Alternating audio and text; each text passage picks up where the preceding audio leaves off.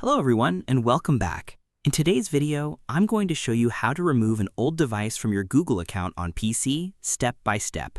Removing devices you no longer use helps keep your account secure and prevents unauthorized access. So let's get started.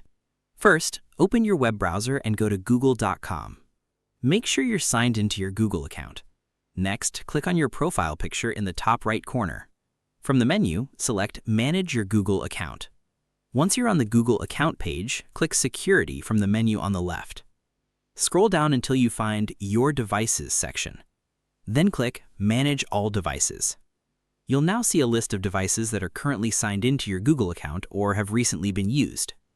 Scroll through the list and find the old device you want to remove. Click on that device to view its details. Next, click Sign Out. If prompted, click Sign Out again to confirm your decision. The device will be signed out of your Google account immediately. If you have other old devices you no longer use, simply repeat the same steps to remove them as well. For added security, consider changing your Google account password if you don't recognize a device, and enable two-step verification to better protect your account.